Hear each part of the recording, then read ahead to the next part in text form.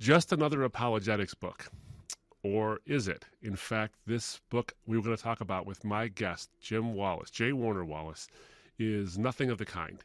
It's a book you're going to want to read, and it's a book you're going to want to talk about with your friends. Coming up here on All Rise.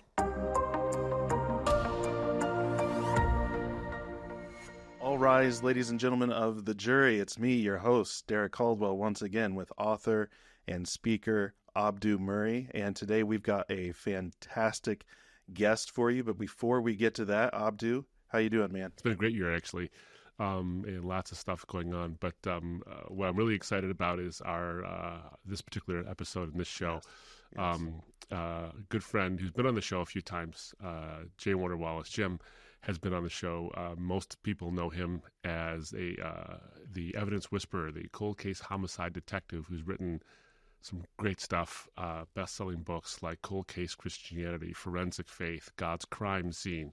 Another book, by the way, I recommend, Person of Interest, about the person of Christ and who he really is and how you can use sort of this detective way of looking at things to really uncover who this person is and why it matters. And the most recent book I'm really excited about. We've had lots of free-ranging, roaming conversations with Jim on the show, and it's always been a blast. So and I'm glad you're a part of it, Derek. Yeah, me too. I'm always jealous when I saw those. I said, I got to get into one of those one time. So I weaseled my way in. But yeah, J Warner, I know your friends call you Jim, which is why Abdu told me to call you Mr. Wallace. It is great to have you on the show and finally get to meet you. Well, I'm glad to be on the show. You know, I use that name because my grandfather was such an important part of my life, and I was using his name was Warner. And as a kid, I thought that was a lame middle name because I didn't know the man Warner very well until I grew up with him, and then I realized, you know, this guy is like the best thing that ever happened to me. So I was using that name in search warrants, and when Greg Kokel, our friend Abdu, when Greg Kokel had me on his radio show early on, he would always say, you can't call yourself Jim Wallace because of the Jim Wallace from Sojourners. You're going to get confused for that guy. Maybe not on print because he spells his name differently than me, but certainly on radio. And so I thought, well, that's fine. I'll just use the name I've been using on search warrants for years. And that's why I go as J Warner Wallace. But to be honest, that Warner name in our family has reappeared generationally and with people with kids that never knew Warner.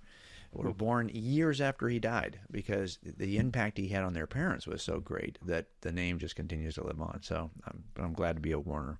Wow, that's a terrific. I didn't know any of that. That's a terrific story. Well, hey, we're here to talk about the truth in true crime, what investigating death teaches us about the meaning of life. I have questions. Derek has questions. Looking forward to getting into this. As I said before, this is not a typical apologetics book. I'm not even sure you can qualify it as an apologetics book. You're known for that. You've been a case maker, a defender of the faith for a long time.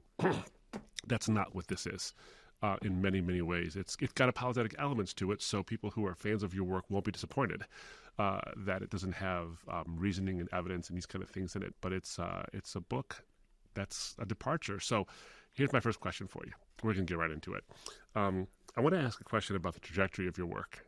You know, you've been known for being a just the facts man kind of a guy, you know, to borrow from a cop show, from Cold Case Christianity to God's Crime Scene and Forensic Faith, Person of Interest, and now this.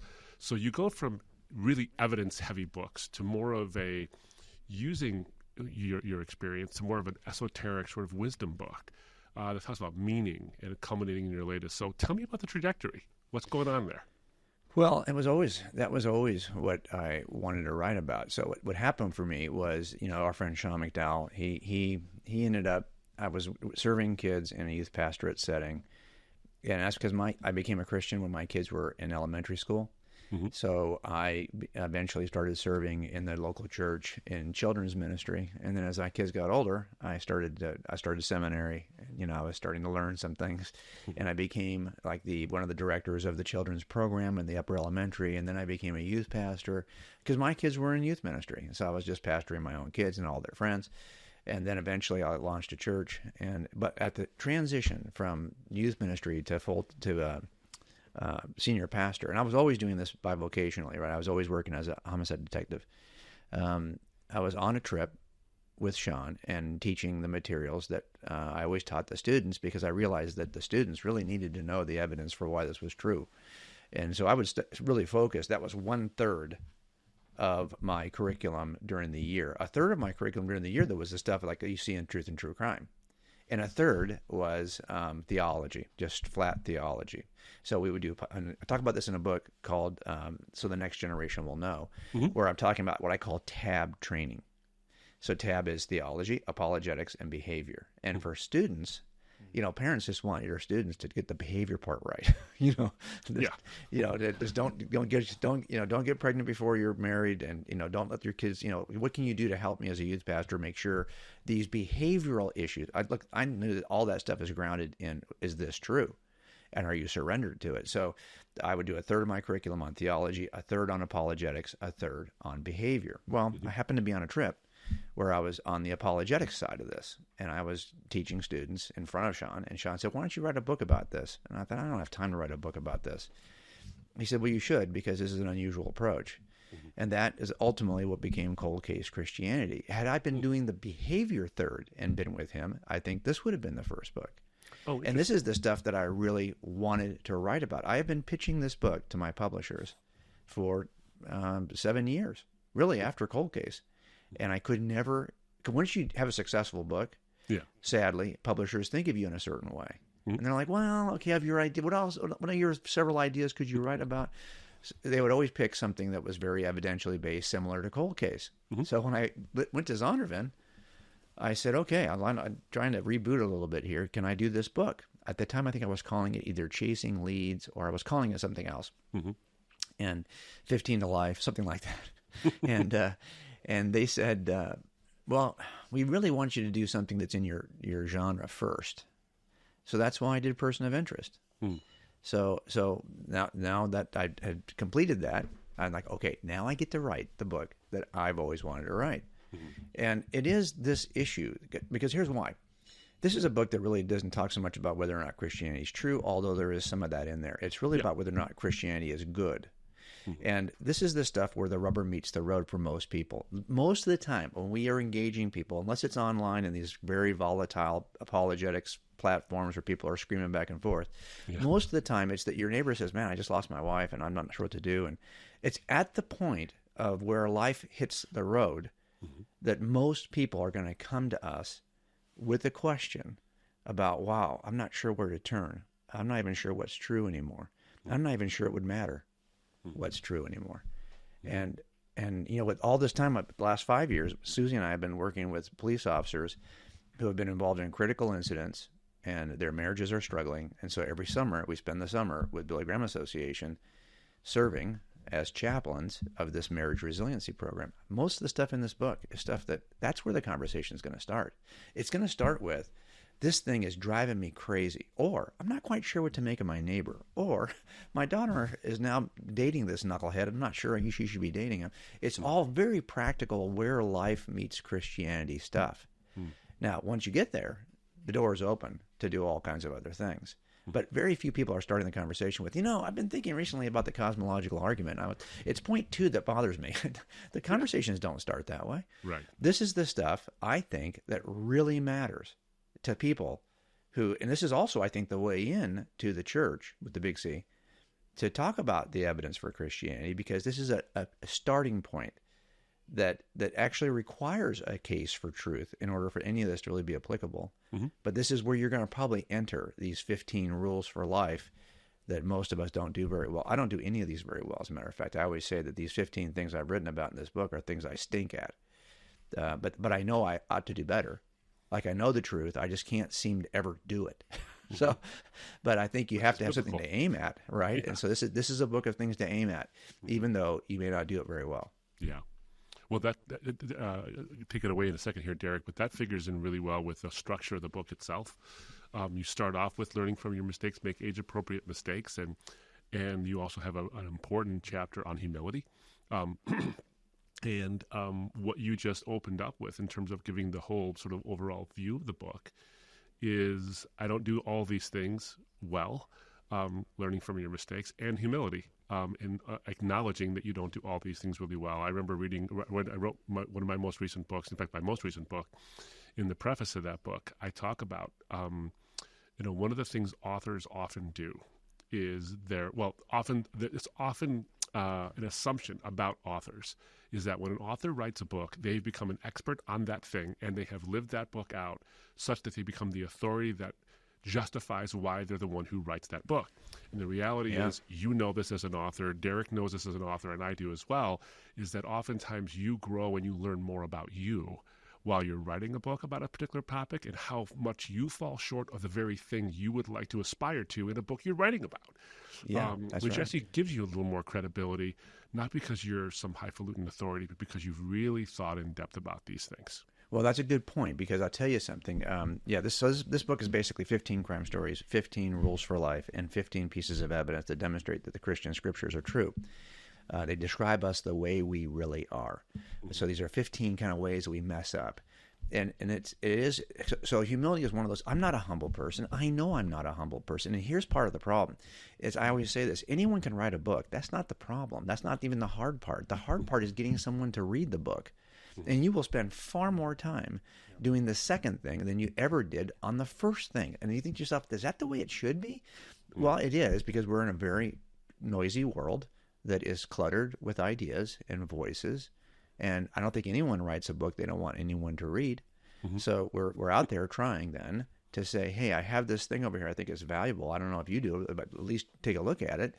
And the line between trusted authority, which is why you would read anyone's book, and celebrity is so razor thin that it's very easy, because some of us are trusted authorities purely because we are celebrities.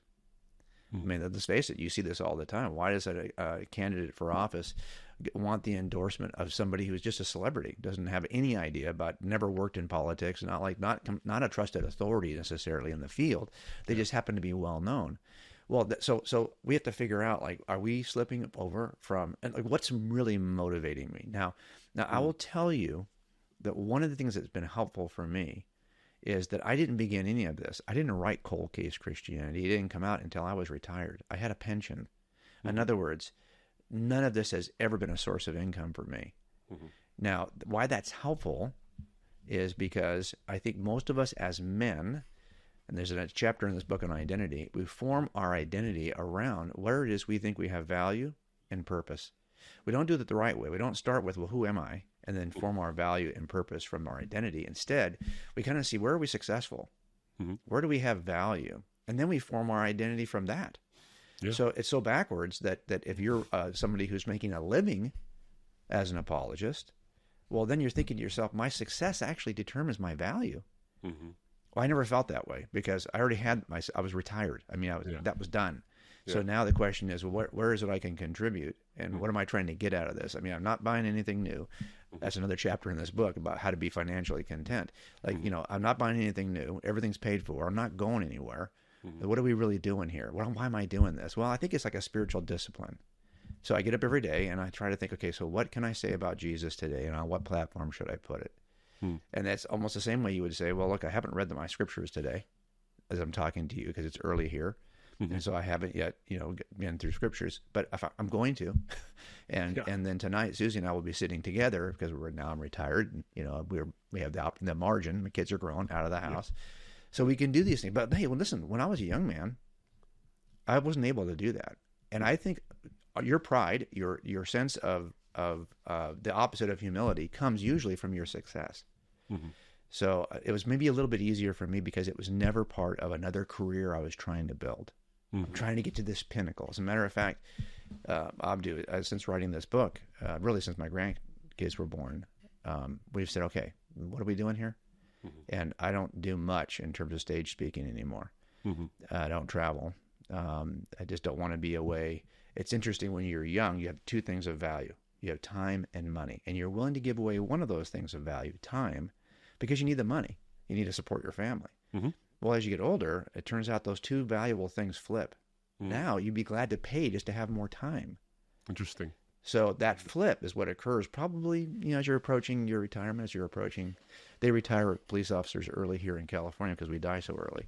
So I was already out in my 50s. Also because you're about useless in your 50s if you're a police officer, it seems to me. Oh, like, boy. who are you going to chase down in your 50s, right? So, Right. so it was time to get out of there. But yeah, so this is the kind of book this is. This is a wisdom book because I happen to be I don't think this is a book I could have. I'm glad I didn't write it in my 50s. Mhm. I'm glad that this is the 9th book because this is probably the kind of book you should write in your 60s. Mhm. Yeah, Yeah, kind of. that's a good way to look at it. Mhm. Yeah. Yeah, the book you can't write until you've reached your 60s and that lived experience. Yeah. And you really, I mean, especially in your vocation, we're dealing with people. So I'll go right into actually my first question then, because you're really dealing with people at the lowest points in their life a lot of the time. Either they're at their most desperate, or just the as the ancient Christians would say, the passions are flaring and those sorts of things. Mm-hmm.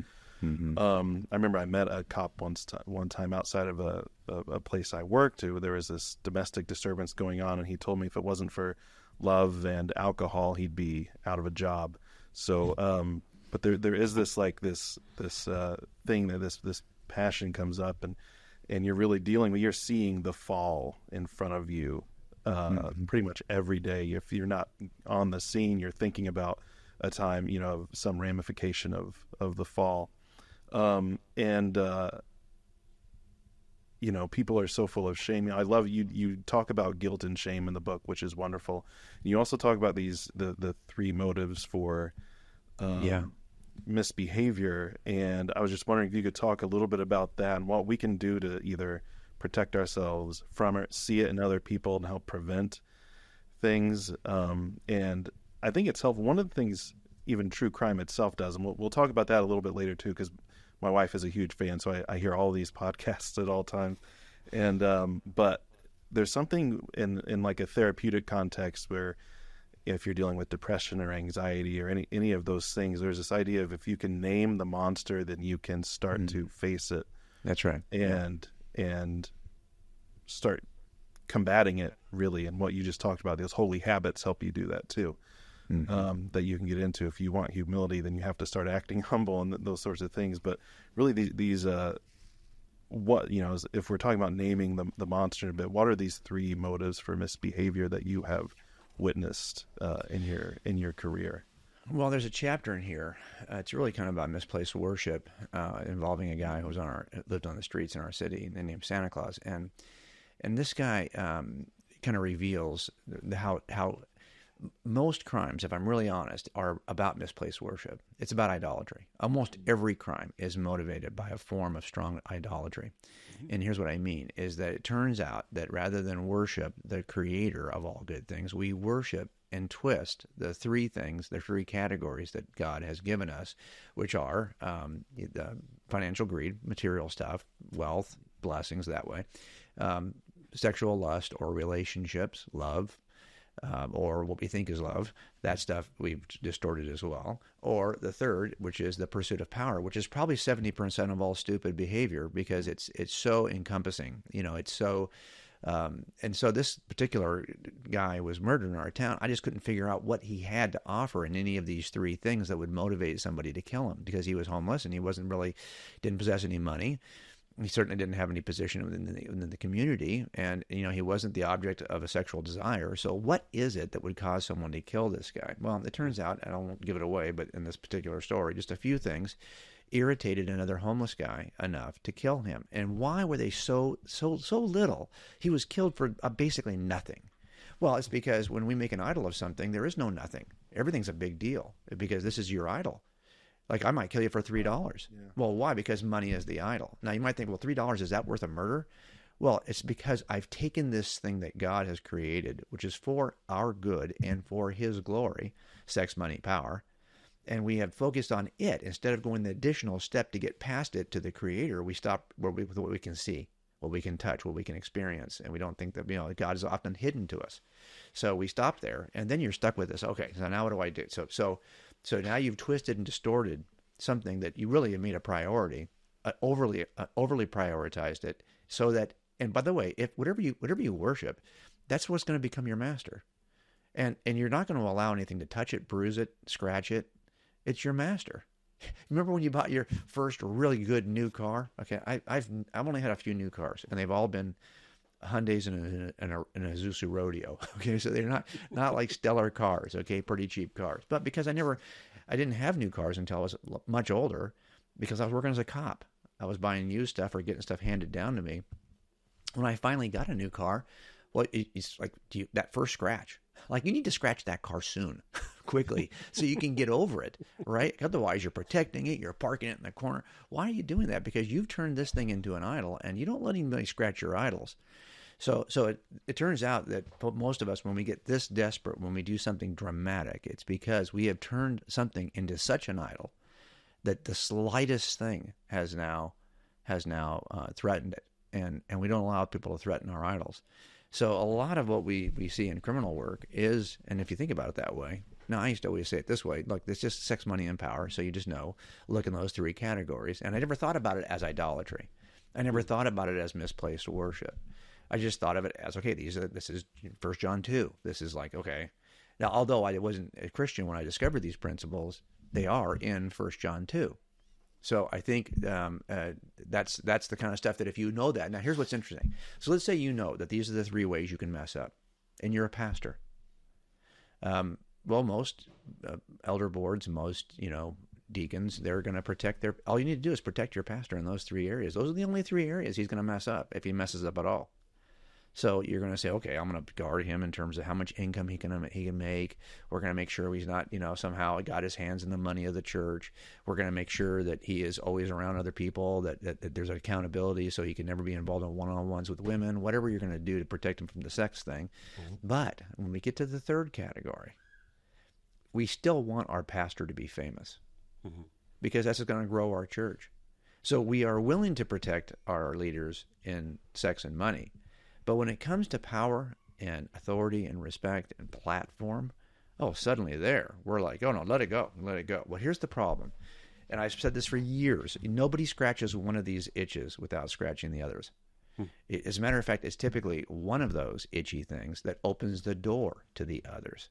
Mm-hmm. And that's why you have to moderate celebrity. Trusted authority is one thing. But when people treat you like so this is one of the things that took me off the stage. And I still do some local events, and I'll still travel to certain airports because there's direct flights from where I am. So I'll still do some things, of course. But I was becoming more and more uncomfortable with was that when you're on an elevated stage, whether you think you're guarding yourself from celebrity or not, you're not really, because they see you that way. Mm-hmm. And then you go, because when they go to the book table, what do they want you to? They want you to sign their books. I want to sign books for people. I get it. I would be happy to sign a book, but it makes me uncomfortable in the sense that, why do you think my signature matters? Then, at some point, they may ask to take a picture with you. Mm-hmm. Well, now I'm super uncomfortable. Of course, I'm going to take a picture. I'm not going to be a jerk, but I just sense that, like, hey, can I even follow or begin to follow the advice of my own book? I'm not doing it right now. I'm actually feeding this. I'm stoking this. You don't see, typically, I will not I don't run my YouTube channel. A young man who runs it, because I'm trying to help him out, started in his business. So he gets all the profits from that YouTube channel. It's all his, but it's my content. But I try to make sure, hey, don't put a thumbnail of my face on it. We used to do that all the time. And there's many old videos there where it's me in the thumbnail. And I have tried to say, look, we have to take active steps and by the way, why? Because it turns out humility, that secret sauce, is the one thing that leads to human flourishing at a higher level than anything else, quicker than anything else, more dramatically than anything else. The data shows this in secular studies. Mm-hmm. And here it is. This means we got to resist anything that doesn't allow us to be humble. And I am not a humble person by nature. I don't think any of us are. So we have to guard ourselves, because we're left to our own devices. We will exploit celebrity, for sure. Well, this is actually another indication of the veracity and the credibility of the Christian scriptures, because the fall is all about a lack of humility. Yeah, I've said it a million times, and it's certainly not original to me, is that the truth of the matter in the garden was the elevation of human beings, not to the companionship of God, because that was our purpose, but it was to the elevation of the status of being God. Right. And so pride is the cardinal, or the seminal, I should say, seminal sin from which all other sins, the desire for sex, the desire for money. That's right. How I usually say it is, if there was an Olympics of stupid misbehavior motives, and there was a gold and medal and a medal platform, that platform would be called pride, and on that platform would stand these three, and the silver and the bronze would probably be sex and money, in one of those orders you can decide for yourself. But the gold medalist is the pursuit of power, and it's in that category of pursuit of power that celebrity resides. Yeah, you're absolutely right. As it turns out, that any worldview in which that's meritorious, where you like a meritocracy, where you earn something, that leads to pride. It's just the nature. That's why I don't know if I put it in this book or I just talk about it publicly. Our friend Mike Adams, who's no longer with us, he used to always tease that he wrote this book, How to Become Humble in 10 Easy Steps, and how I made it in 8. Right? So we all laugh at that. But his point is valid, is that you cannot pursue humility, because the pursuit itself becomes a prideful pursuit. Anything in which you can earn, for example, the highest thing that your God offers, or you can earn a status before God, so it turns out you'd have to have a system in which it's nothing you could do, but instead it's been given to you as a free gift so that no one can boast. Okay, that is the antidote to this kind of silliness, and that's why the Christian worldview just happens to get right. And it's the only view that happens to get it right, because every other theistic view and even secular views all involve a transactional relationship, either with the culture or a transactional relationship with God. I will do this, you do that. I do this, I get that. And this is how all of life seems to be, right? Except for this worldview that happens to get, it's on its head, and it happens to get the one thing right that leads to human flourishing at the highest rate. So that could be a coincidence, or it might just be that God's trying to tell us something about our design and how we could flourish, and he's offered us the one way. But you know, and I know that most of us don't think deeply about our Christian worldview. We don't think deeply about what it offers. We don't think so. We can call ourselves Christians and do no better in this area than anybody else. And I certainly have been that kind of guy. And it's because I'm not focusing. You know, it's not a coincidence that Paul says you'll be transformed by the renewal of your efforts, or the renewal of your will, or the renewal of your desires or your emotions. No, it's the renewal of your mind. And so my problem is that I don't stay focused very long. I think that's probably true for all of us. Yeah, I think that's right. You know, and before I move on from this, because just a couple of things spring to mind. One thing is, and throughout the book you talk about we were made for, or we were built for, we were designed for worship and community and relationships and friendships, and all this stuff, which is very, very true. And the Bible talks about this, and the data that's out there shows that what the Bible has been saying for thousands of years, we now have confirmed, either through experiment, through studies and whatever. So that leads to the credibility. But there is this universal, I think, desire for this, even when we try to find things in the wrong place. So I'll give you an example of what I mean. I've often quoted this. It's in one of my books as well. It comes from the Imam Ali. Now, Imam Ali for the Shia Muslims is like there's Muhammad and there's Imam Ali, just slightly below him. And for a lot of Muslims all over the world, he's considered a huge influence. Now, he's got a book. I don't think he titled it. I hope he didn't title it, because it's not the most humble title. It's called The Peak of Eloquence, which is not exactly a humble title, but he has this sermon. It's a collection of a bunch of his sermons, and I think it's Sermon 88, where he says this. This is interesting. This is a Muslim talking. Okay. He says, among the believers there are 3. There are those who worship God to attain his heaven. That is the worship of the merchant. There are those who worship God to avoid his hell. That is the worship of the slave. But there are those who worship God out of gratitude. That is the worship of the free and the noble. And what's interesting about that is, in a works-based system like Islam, you're either a merchant or you're a slave, because you're trying to earn something. And at some point you become a slave even to your own pride. Like, give me, you owe it to me. which is what Paul talks about, is that no one should be able to boast from this. And so there's this, I think, this inherent recognition, as fallen as the recognition is, there is a recognition that we need to understand a spiritual discipline or a spiritual reality that is rooted in an idea that you can't earn it, because it'll lead to slavery or sort of a merchant form of worship. But a free and noble worship is not a worship that's born of pride, of pride in your own freedom, of your own nobility, but in gratitude. So I really appreciate what you have to say there, because I can see that universally speaking as well. And the other thing that comes to mind is a quote by John Lennox. I remember, John Lennox, the mathematician and Bible teacher. He had this way about him where he could do these couplings, and they just pop off of his mouth like going out of style. I remember him doing a talk, and he was doing a Q&A with some people in a very closed setting, so it wasn't a big stage thing. And he's to a bunch of apologists and people who were looking to do something with their apologetics in various forms of ministry. And he said, "We are encouraged to use our mind and trust God. And the temptation of apologetics is to do the opposite, is to trust our mind and use God. And that way God becomes the hustle." And I think that's something that all of us, I don't know if you're an apologist, I don't know if you're a minister at a church, I don't know what the deal is with you in your Christian walk or your non-Christian walk, because a lot of non-Christians will tune in. I think there's some wisdom there into trusting your mind more than you ought, and using God as a dodge or a hustle without realizing it.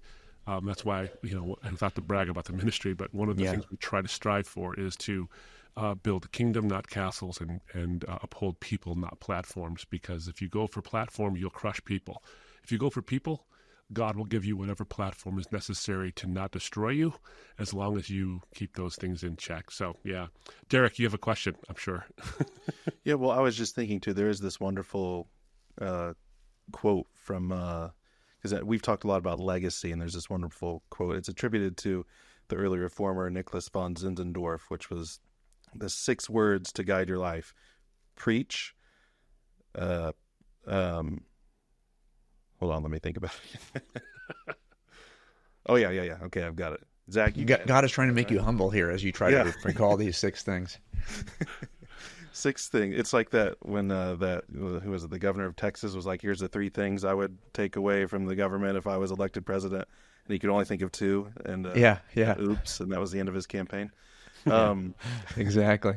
Rick Perry, I think. Anyway, it was 6 words: preach the gospel, die, be forgotten. And that's what he thought about legacy. And it's interesting to me, because then if that's how you live your life, there's nothing wrong with remembering people who set good examples. Sure. And that's the best example that it seems like you can set. So actually, by not seeking after your legacy, your own legacy, you create this better legacy than you are.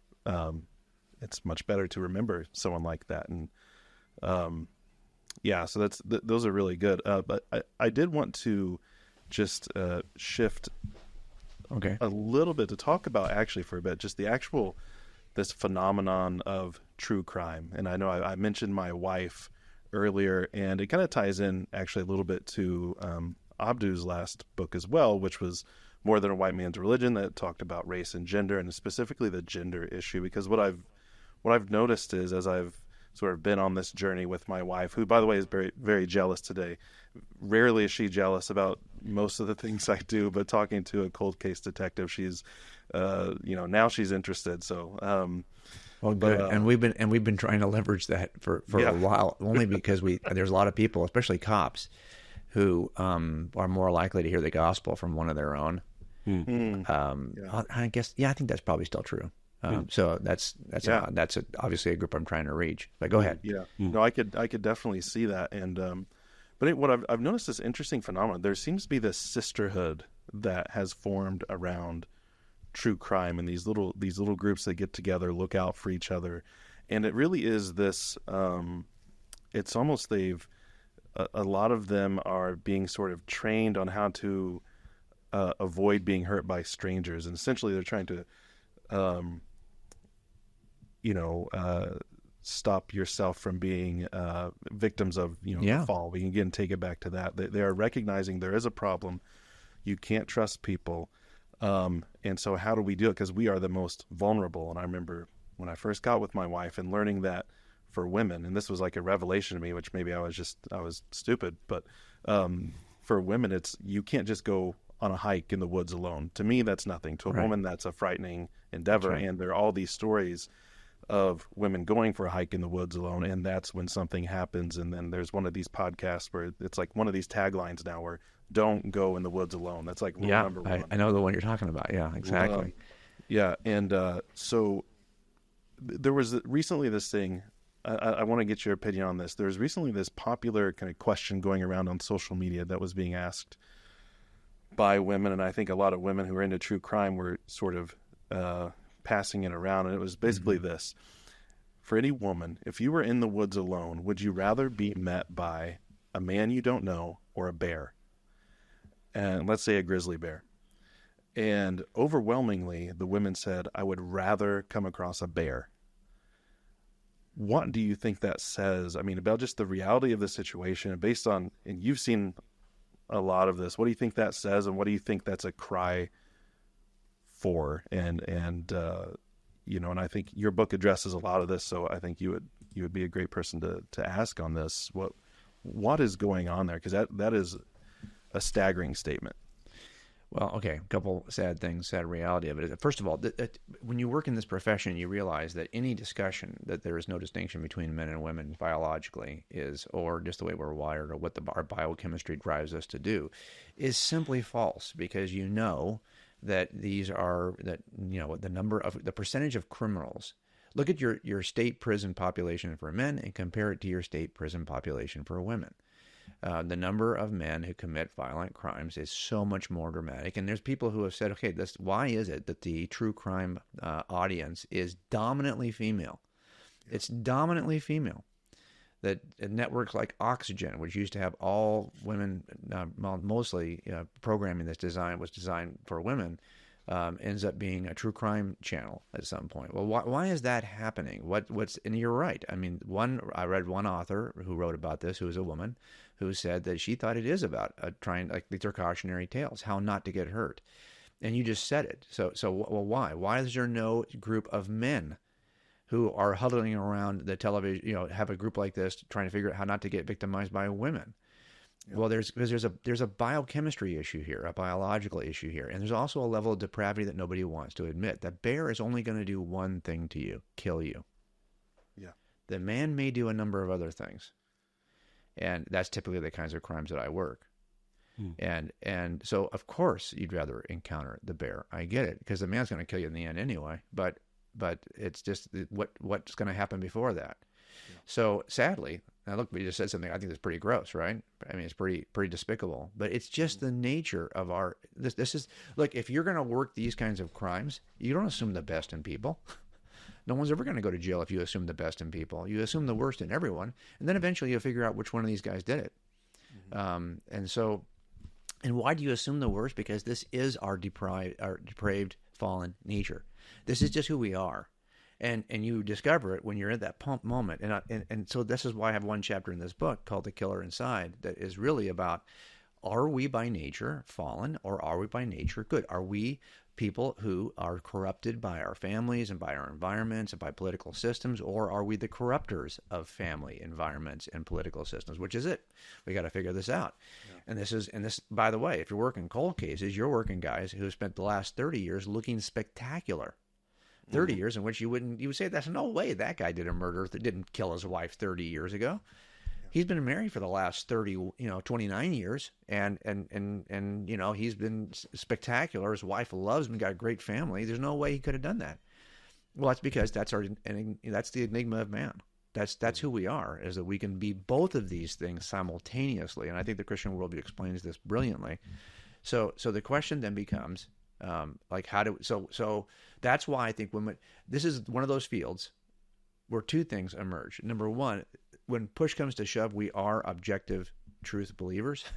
We can say that the culture has moved toward relativism, but not in courtrooms. in courtrooms. It's that people have no problem. So far, I haven't seen it. I've not even seen a problem in paneling juries where it's like, wow, do they really? No, if they're going to make an inference that this actually happened, whether I like it or not, whether I think it should have happened or not, whether it fits my form of what my lived experience is or not, they're going to stick with this objective reality occurred in the past related to this crime based on that evidence. So that's one thing you see emerge. The other thing you see is that our true understanding of the difference between men and women emerges in these murders, because it turns out that we know typically that we're looking, even if it's a guy who's dead in the bed and we suspect his wife, we're probably going to find out that she's got a boyfriend who did this, got another guy. So in the end, even if she's the one who set it up, she's the one you could say really is the killer because she's behind all of this. Probably no, it does happen, but I think we recognize, if nothing else, that you don't go in the woods alone because you're the biological inferior. I don't say mean like you're inferior, but you're the weaker of the two sexes, and that's why you would think, well, but also because they're the weaker of the two sexes, they are often the target of crimes, all kinds of crimes. And you might not be, because you're so it's very different. So in the end, this is one of those areas of work that kind of it cuts right back to what's true about people. We could wish the world was a different way. We could wish there was a different spectrum and biological spectrum between this binary spectrum of men and women. We could wish for that if you want to. That's great. But the reality is these kinds of worlds, most cops know better. Because we're stuck in the real world where real passions flare, where real patience runs out, where what happens is you're not quite sure what's in that mug, right? The surest way to figure out what's in the mug is to punch it, to tip it, to nudge it, and these are the moments where people are nudged, and we get to see what's really in there, and so it does reveal some things. Now, what's great about it is that then if you're a cop, you've probably had these discussions with your own kids. Don't do this, don't do that. Think about this. That's not safe. Da, da, da, da, da, da. And if you're the daughter or son of a cop, you probably have thought, man, my childhood was much different than my friends because I could never do anything. Well, it's because your father or your mother, who was a police officer, saw things that he or she could say, yeah, that's not a good idea. That's what this book's all about. Not things that aren't a good idea, Yeah, I was going to say, as the son of a firefighter, I can definitely tell you that. I've driven people crazy before with my knowledge of all the things that can burn and destroy you. Yeah, that's right. I'm plugging things and all. So you are raised in a different way where you're just more, you grow up a little quicker, I guess. With certain. Yeah, I remember. My mom raised me alone, and she was very, very politically liberal. And she got divorced in 1964, never remarried. So I was raised in the 60s and 70s by this single mom who was very self-sufficient, took care of everything on her own, very caring of other people. We were pretty poor growing up, so she had a real heart for other people who were living on their tips and living on just trying their best, as waitresses, or she got hair for a living. So she, as a hairdresser, we didn't, it was tough, but she was very, very compassionate, kind of soft with the people. My dad, I remember, when he was a cop, I was born in his academy. So by the time I was 10, I remember thinking, this guy's a bit of a jerk. Now, he didn't raise me. They were separate. They were divorced. So I would just see my dad occasionally. And every time I'd see him, I would just see this kind of innate pessimism he had toward people. And I just thought, wow, no wonder no wonder this didn't work out. They're so different. Well, then I realized after I became a cop, I was like, oh, no, I think I see what he saw. I get it. In other words, that pessimism about people comes from being exposed to the kinds of cases we're exposed to repeatedly, where it starts to get into your head. In other words, if I go to your neighborhood, Derek, and 2 doors down from your house, a house that looks just like your house, I get called for a domestic violence, and I get in there, and it's like, what a mess. The stuff that's happening behind closed doors is like, oh, what a mess. And then next week, I get, next block over, I go to another call. It doesn't take long for that to start you thinking, is every house like this? Like is this all of us?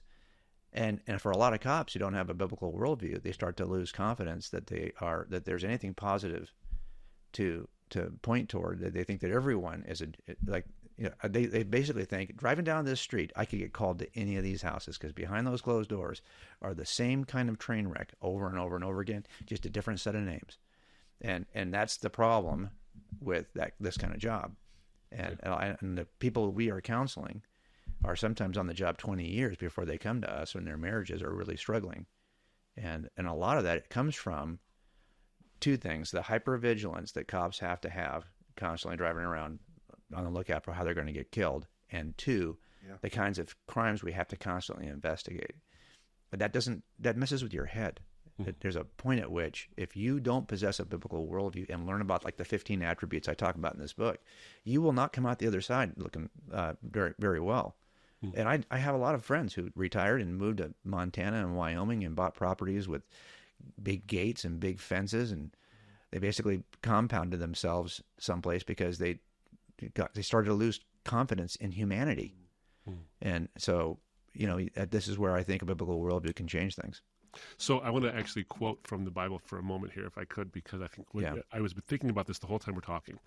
And because the book has these 15 attributes and these points of wisdom to deal with various parts of things in your life, one of the things that we can, whether we're a police officer or a detective, whatever it might be, or you just see the world through a lens because of trauma, you have a whole section on trauma as well in the book. Given your line of work, what you've seen, what you've encountered, whether it's the liar sitting across the table who is a stone cold killer who is put on a facade, or it's the person who is the victim of something like this, or a person you've interviewed, you think this could be it, but then you realize it's not. A million things, right? The level to which cynicism can breed. And I think about this statement from Philippians chapter 4, verse 8. And I'm curious to get your reaction on someone who's seen so much and had to think about so much bad stuff. When it says, finally, brothers, whatever is true, whatever is honorable, whatever is just, whatever is pure, whatever is lovely, whatever is commendable, if there is any excellence, if there is anything worthy of praise, think about these things. Now, when you're doing the kind of work you're doing, it's hard to think about those things. Do you see this as a specific antidote to the kind of cynicism that can eat a person alive and destroy marriage? Well, when we do this marriage resiliency retreat, I kind of got the chance. They allowed me to craft the material that we're going to use because it's for cops, and so I've crafted it and retitled it all. Every session begins with Romans 12, the renewing of your mind, because you're right. It's all about what am I going to ponder. What am I going to? Because here's how I handle it for years. In my mind, don't care about people. I usually say it's mind over matter. I don't mind. You don't matter. That's how I protected myself. And I often would say, I said it in one chapter of this book, that you just draw a super tight circle around the people for whom you're willing to cry. And my circle was so tight that basically I could work any case because I'm not crying for that guy or that kid. Now, that is exactly the opposite of what I want to be as a surrendered Christ follower. It's exactly the opposite. Yet, I was doing that for years as a Christ follower. And I think we do it because there's, like that guy who said, if it wasn't for alcohol and love, he'd be out of work. What he means, of course, is that, this is what causes all the crimes that he's involved in. But for a lot of people, a lot of cops, if it wasn't for alcohol, they wouldn't be able to work either for themselves. Because they're going to drink every night, because they're seeing stuff that they got to process some way. And either you do it by becoming so utterly calloused that you just no longer experience it, or you do it by medicating yourself afterwards in order to no longer experience it. So you've got to have one of those two mechanisms in place. So that circle that I ratcheted down so small that even my dog was in that circle, and my kids and my wife, but my cat wasn't in the circle. I always say that because it wasn't. I could work my cat's murder because I don't care about the cat. By the way, you're probably hearing my granddaughter in the background because I have her here 4 days a week, and it's just awesome. So awesome. And that's one of the things, by the way, that as an old guy helps you, because a lot of what we're talking about in this book is how do we reprioritize ourselves? How do we reinvent ourselves? There's a chapter in the second chapter of the book is on identity. And it was important for me to write that chapter because I struggled with my own identity over the course of my life. Like, who are you? Where do you have value? And as parents, we can do a lot to help our kids form an identity in a way that is unflinching. But most of us don't. We don't even think about it until it's already happened. And so for a lot of it for me is that when Emma was born, it changed my identity. I realized that now I'm Opa. And that's what my dad did for years for my kids, and now it's my turn to do that. But if at this age I can't impart wisdom, what good am I at all? Right? So at some point I thought, okay, we need to write this book because this is the stuff I've been talking about constantly, and this is probably where I'll go in the future. This is the stuff that I think has most impacted me personally. And the fact that I got started in the evidential side of this, it could have started this way, and maybe the whole thing would have stayed here, but I never would have written Cold Case Christianity. So I think that yes, for me, you have to start to get that Philippians 4:8 principle. There's a guy who teaches marriage counseling who talks about that as a principle. Every time your spouse drives you nuts, think about, well, what is true, noble, just, all the things that are what's the upside? Why are you focused on the negative? They've done studies, and these studies demonstrate that 80% of our thoughts are negative. Mm-hmm. Now, if that study alone doesn't help you to see why that we are fallen and not noble, that we are broken and not pure, that when studied, and I've collected all these studies in the book, 80% of your thoughts are negative, and 90% of those are repetitive.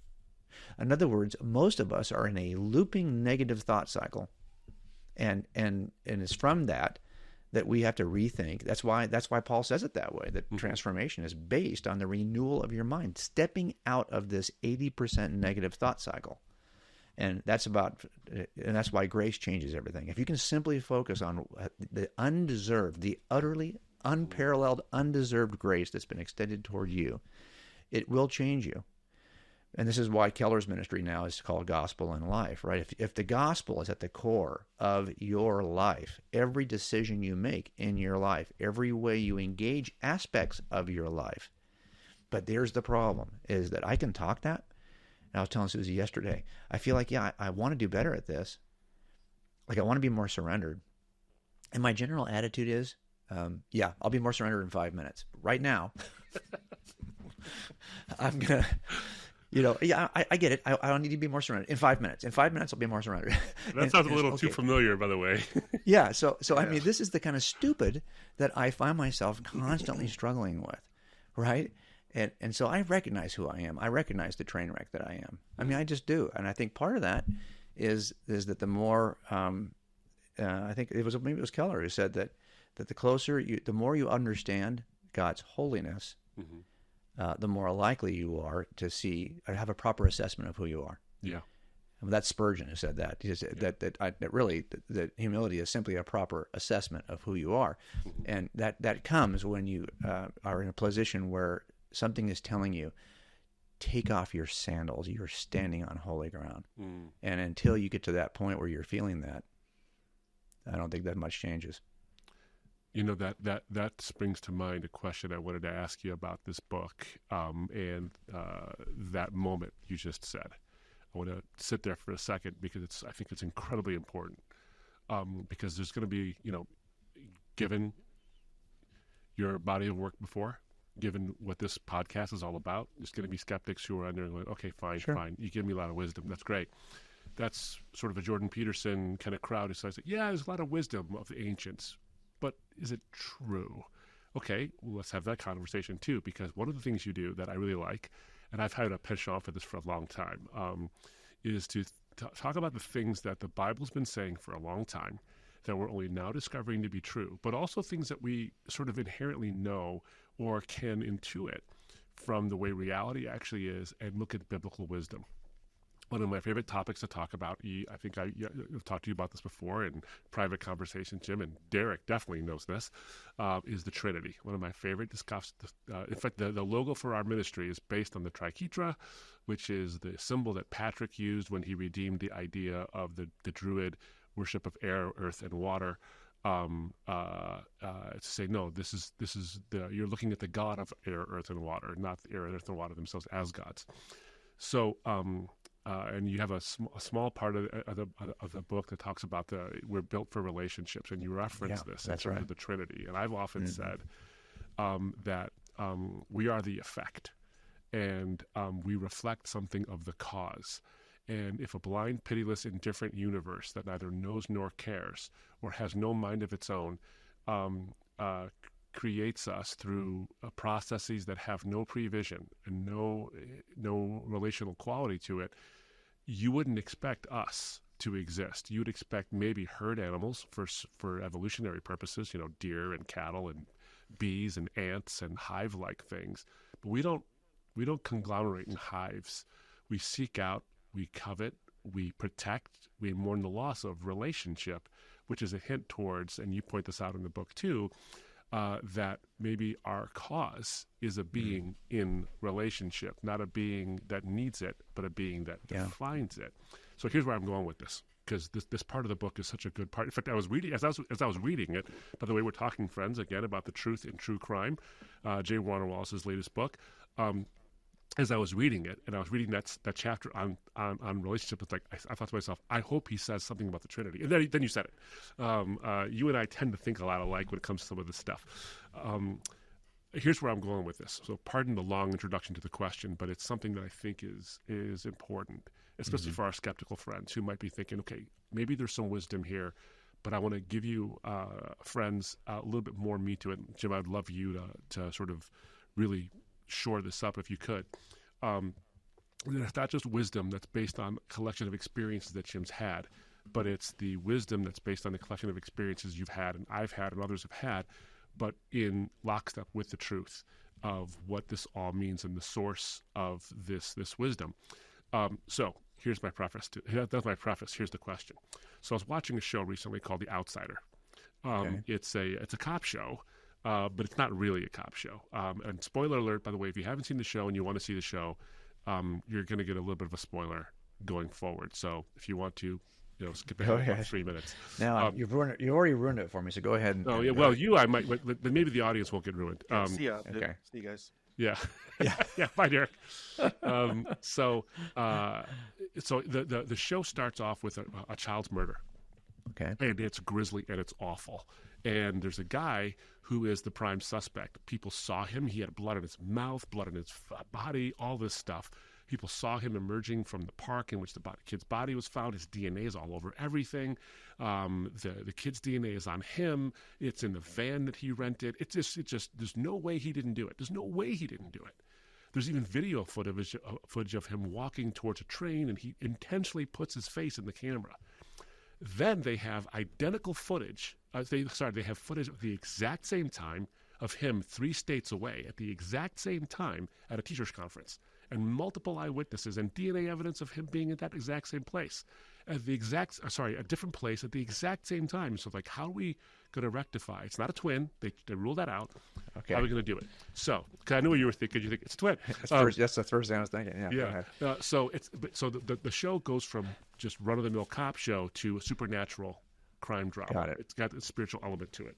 Turns out there's this spiritual being that can copy people and murder people and put the blame on them. It's a demon that thrives on pain and anguish and hurt and injustice. I bring it up because of this. The main character is a cop who is a just the facts ma'am kind of a person. In fact, in the show, he says, when he encounters somebody, he says, I have no tolerance for the unexplainable. I have no tolerance for this. And interestingly, he's the main character, but he's not the smartest guy in the show. The smartest person in the show was another investigator who's a bit autistic and a little bit on the spectrum. And someone asks her, do you believe in God? And she knows she's incredibly bright, brilliant, knows facts off the top of her head, just unbelievably bright. Right. Do you believe in God? And she says, well, of course I do.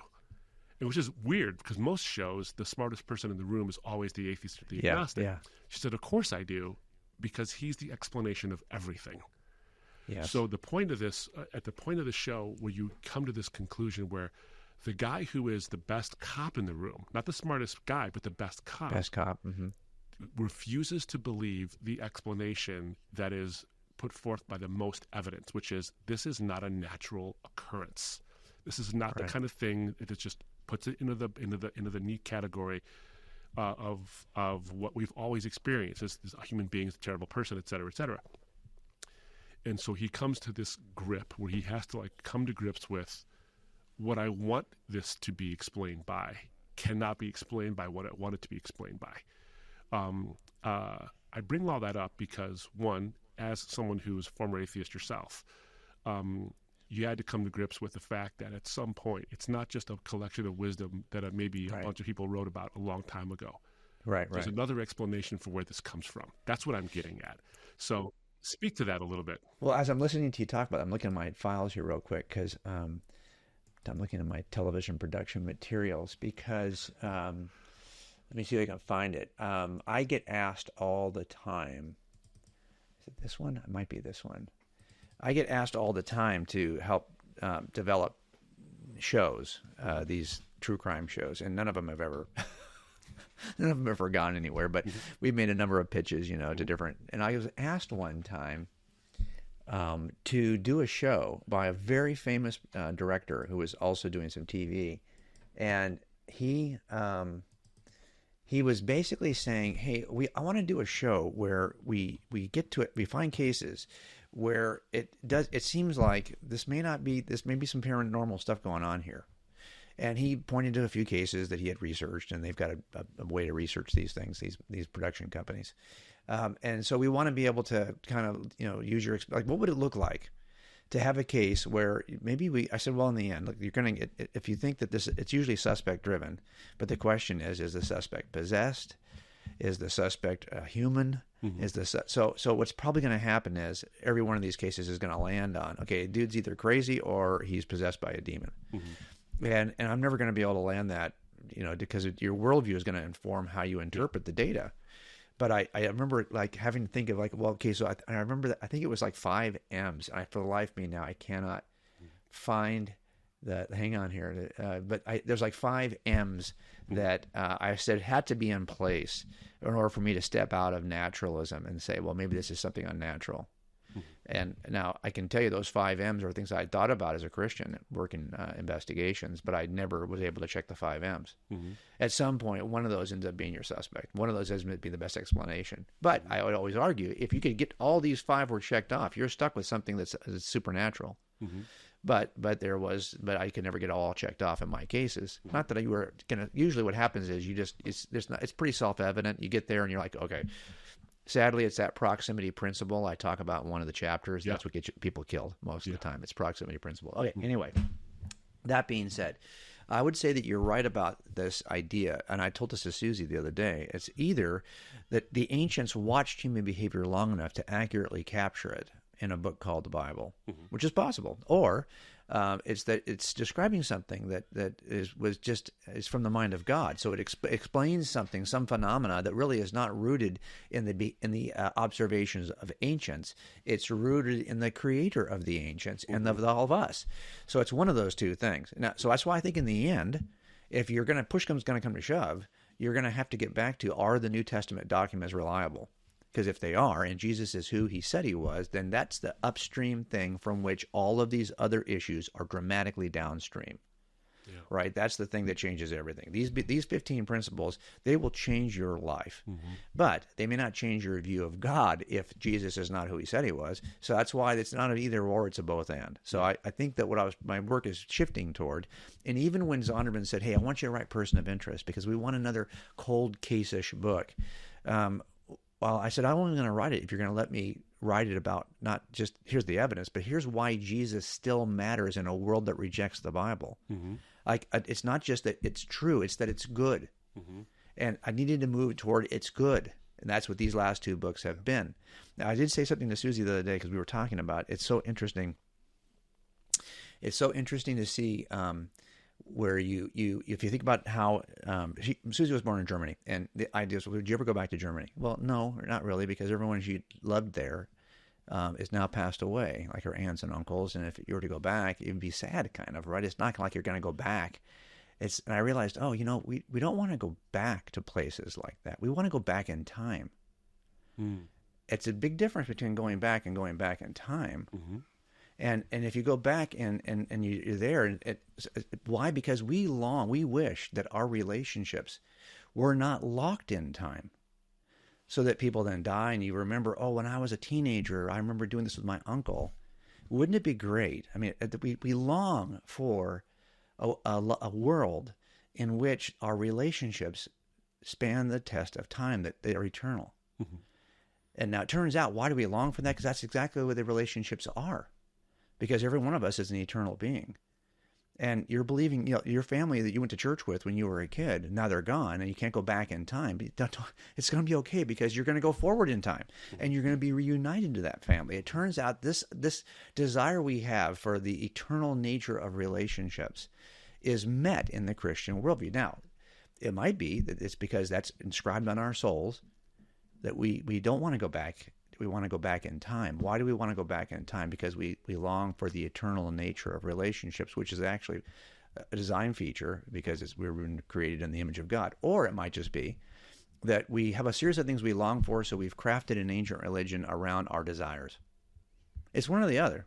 Mm-hmm. And I'm open to that reality. It's one or the other. Mm-hmm. And that's why the case for Christianity's goodness and its beauty is inextricably tied to the case for its truth, because I can see why, as an atheist, even me, I would interpret it one of those two ways, and probably would have interpreted it as, these ancients, they had these longings, and they just created a worldview in which they would eventually get what they longed for. Mm-hmm. Okay, yeah. So there's a way to kind of interpret it from the atheistic perspective. That's why it's a both and not an either or. Yeah. Right. Yeah, well said. Well said, absolutely. I think that's one of the inherent values of this book, is that it while its focus is on the good, it never yields the idea of the true, supporting the reason for its goodness. In fact, the idea of goodness, and you have a section in there, and as you do in other books as well, about the idea of morality and goodness in the first place, talking about it good. Right. It doesn't mean it's just expedient, or it's convenient, or it's helpful. Well, and for example, that comes up when we talk about wisdom, because one of the components of wisdom, according to the secularists, is this moral pillar, because they recognize it. I mean, if I said to you, there's a wise way to do a kidnapping, what does that even, does that sentence even make sense? Right. It doesn't make sense unless what you mean is there's a successful way. Mm-hmm. But you would argue, I think I would argue, it's never wise to do a kidnapping. It requires an attitude, a moral view of the actual act that is grounded in something other than the code of thieves that I constantly run into amongst people who are like, I worked gangs for a number of years, and gangs have a code. Mm-hmm. And so when they go over and someone comes over and does a drive-by, they're like, well, yeah, I get it. This has been going on forever. I would expect if I go over there and do that in your neighborhood, you're going to come over here and do that in mine. I'd expected it. I'm not upset about it. And now tomorrow night, I'm going to go over and do you back, because this is the code. Mm-hmm. Well, at some point, you got to say, well, how are we grounding this code morally? And we're grounding it, of course, in that situation on the basis of groupthink, right? This is the culture I'm in. The little microcosm culture I'm in says this is okay. This is the norm. This is what you ought to expect. If you say this to my sister, you should expect that result. Right. And that's the code. But that's the problem with codes that are designed by groups. Mm-hmm. And that's why, for me, one of the stronger arguments I would typically talk about, and never talk about as an argument, I would just bring this issue to light, is like, why are we as cops thinking, are we simply just enforcing the laws of our state? What if I moved to Arizona and the laws were utterly different? Would I be comfortable enforcing a different set of moral principles? Right. Or do we think that these laws in our state actually reflect something bigger than the laws in our state? And if so, how in the world are we going to ground those? Mm-hmm. So I think that's why, why I often even think about these things at all. Mm-hmm. Yeah, excellent. Yeah, Derek, what do you think? Anything else? Well, I know that we've kept our guests, I think, even longer than we told them we would. So it's been great. That happens every time I talk to Jim, by the way. I never. Well, you guys are so kind to have me on. But I think that, you're right. These are the things that that we ought to be thinking about. And I'll tell you that the marriages that I did a chapter on marriage in this book, the marriages that I know that are the strongest are where we are talking about the things that matter, where that both people recognize what really matters. And we're not just, I think when I was younger, I was willing to spend a night watching a movie on Netflix because I knew I had a lot of nights in front of me. As I get older, I'm not willing to give away that 2 hours when we could be talking and thinking about the things that really matter. Mm-hmm. So I guess for me, my discretionary income, my discretionary time is now more focused, and that's why these kinds of books are the books I'm probably going to write going forward.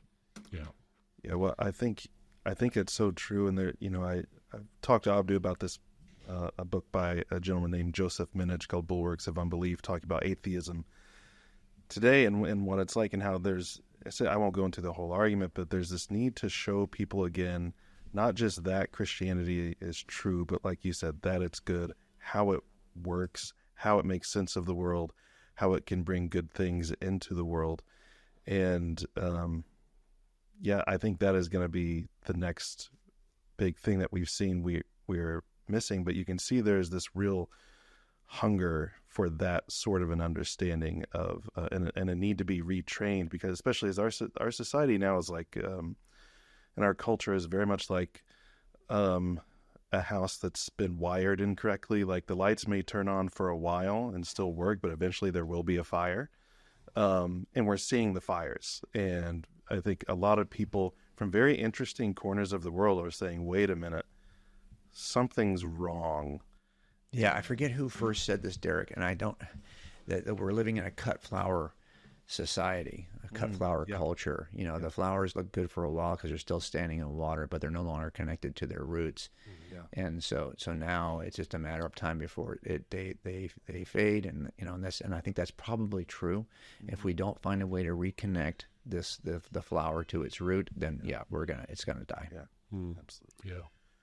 Well, thank you, J Warner, for being here. It has been awesome getting to talk to you and seeing you two talk. I have a podcast like this. I have very little to do because you two are old friends, so it's great just being able to hear the conversation between two great authors and thinkers in this space. But before we leave, Abdu, would love to hear some closing arguments. Yeah.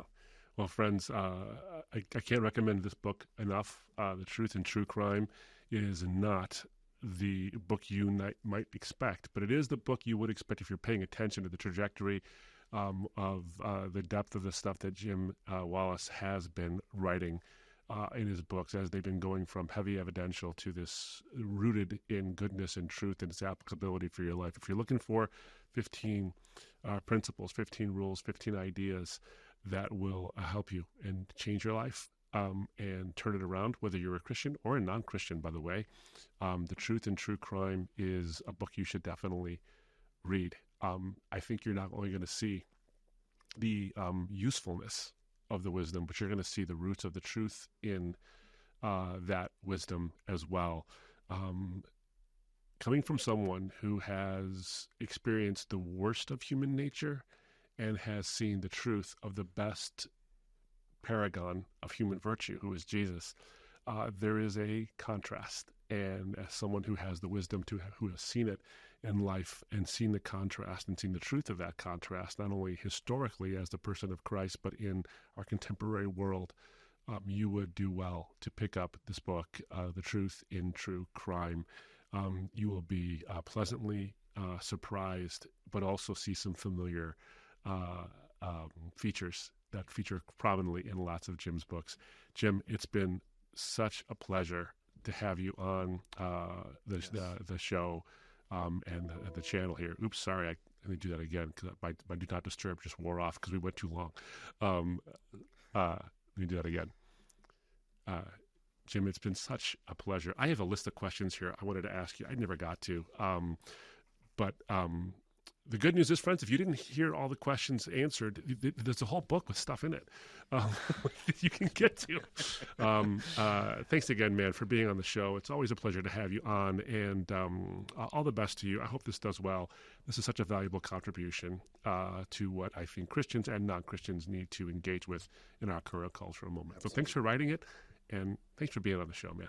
Hey, thanks for having me. I really appreciate it. I'm indebted to both of you. Thanks again. Friends, until next time, the defense rests.